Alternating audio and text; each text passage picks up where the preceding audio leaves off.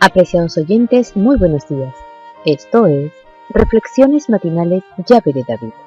Agradecidos a nuestro Padre Eterno por permitirnos una mañana más compartir de su santa palabra con cada uno de ustedes, pidiéndole la presencia del Espíritu de su unigénito Hijo, y que su Santo Espíritu pueda estar en nuestros corazones, nos inspire con sabiduría y entendimiento. El tema de hoy se titula He pecado contra el cielo y contra ti, y ya no soy digno de ser llamado tu hijo. El texto bíblico lo encontramos en el libro de Lucas, capítulo 15, versos 23 y 24, que dicen: Y traed el becerro gordo y matadlo, y comamos y hagamos fiesta, porque mi hijo muerto era, y ha revivido, se había perdido y es hallado. Y comenzaron a regocijarse. El hijo menor, que pidió a su padre que le diera su porción de la herencia, deseaba separar sus intereses de los de su padre y manejar su parte según su propia inclinación. El padre aceptó esta petición, y el hijo egoístamente se apartó de él, a fin de no sentirse molesto con sus consejos y reproches.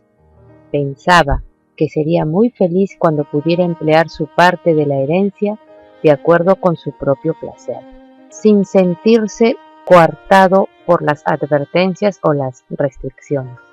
El hijo egoísta fortaleció su espíritu rebelde y ególatra, con la idea de que le pertenecía una parte de la propiedad del autor de sus días. Exigió esa parte cuando en justicia no podía pedir nada ni debiera haber recibido nada. Después que el egoísta hubo recibido el tesoro del cual era tan indigno, se alejó como si hasta quisiera olvidarse de que tenía padre. Despreció la restricción y se decidió plenamente a obtener el placer del modo y de la manera que mejor le pareciese. Después de haber gastado en sus complacencias pecaminosas todo lo que su padre le diera, se produjo una hambruna en el país, y se sintió aferrado por la necesidad. Entonces comenzó a lamentarse por su conducta pecaminosa y sus placeres extravagantes, porque se encontraba desprovisto de todo y necesitaba los medios que había dilapidado. Se vio obligado a descender de su vida de satisfacciones pecaminosas al oficio degradante de porquerizo. Después de haber caído hasta el fondo, pensó en la amabilidad y bondad paternas. Entonces sintió la necesidad de un padre. Por su propia culpa se encontraba sin amigos y sufriendo privaciones. Su desobediencia y pecado habían dado como consecuencia que se encontrara ahora separado de su progenitor. Pensó en los privilegios y bondades que los jornaleros de gozaban libremente, mientras él, que se había alejado de la casa de su padre, perecía de hambre. Humillado por la adversidad, decidió volver a él y confesar humildemente su falta. Era un pordiosero que carecía de ropas confortables y aún decentes.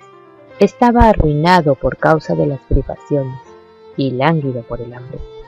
Cuando se encontraba a cierta distancia de su hogar, su padre vio al vagabundo decaído, y lo primero que hizo fue pensar en aquel hijo rebelde que le abandonara años antes para entregarse a una vida de pecado sin restricción. Sus sentimientos paternos se conmovieron. A pesar de todas las señales de degradación, discernió su propia imagen en el hijo. No esperó a que éste recorriera toda la distancia, sino que se apresuró a ir a su encuentro. No le dirigió reproches, sino que, con la más tierna compasión y piedad por el hecho de que a causa de su propia conducta pecaminosa se había atraído tantos sufrimientos, se apresuró a darle pruebas de su amor y de su perdón. A pesar de que su hijo estaba demacrado y su rostro indicaba claramente la vida disoluta que había llevado, a pesar de venir cubierto con los andrajos de un pordiosero y con los pies desnudos, sucios por el polvo del camino, el padre sintió la más profunda piedad cuando éste cayó postrado humildemente delante de él. No se contuvo en su dignidad, no fue exigente, no desplegó ante él la conducta errónea y pecaminosa del pasado para hacerle sentir cuánto había caído. Lo levantó y lo besó. Estrechó a su hijo rebelde contra su corazón y envolvió en su propia rica túnica su cuerpo casi desnudo. Lo abrazó contra su pecho con tanto calor y manifestó tanta piedad que si alguna vez el hijo había dudado de la bondad y amor de su padre, no podía seguir haciendo. Si era consciente de su pecado cuando decidió regresar a la casa del autor de sus días, tuvo una sensación aún más profunda de su ingrata conducta cuando se le recibió de esta manera. Su corazón, ya vencido, se quebrantó ahora debido a que comprendía que había contristado el amor de ese padre. El hijo penitente y tembloroso, que había temido mucho que se lo repudiara, no estaba preparado para tal recibimiento. Sabía que no lo merecía, y de este modo reconoció el pecado que cometiera al abandonar a su padre.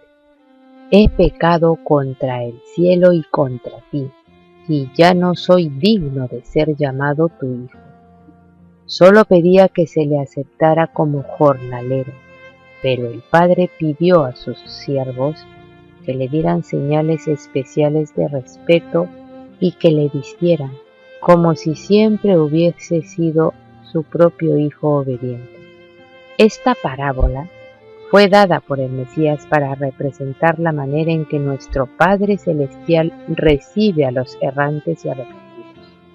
El Padre es aquel contra el cual se ha pecado.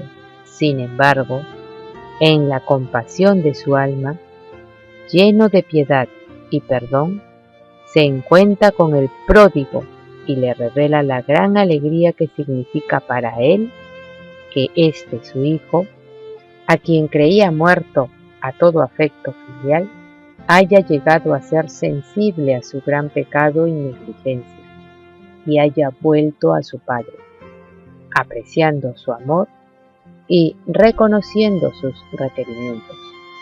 Sabe que el Hijo, aquel que se había entregado a una vida de pecado y que ahora está arrepentido, necesita de su piedad y amor. Ha sufrido, ha sentido su necesidad y viene hacia su Padre confiando en que es el único que puede suplir su gran necesidad. El regreso del hijo pródigo fue fuente de la mayor alegría. Las quejas del hijo mayor eran naturales pero incorrectas. Sin embargo, esa es frecuentemente la actitud que asumen mutuamente los hermanos. Se esfuerzan demasiado por hacer notar dónde han errado a los que se encuentran en el error y por recordarles siempre sus equivocaciones.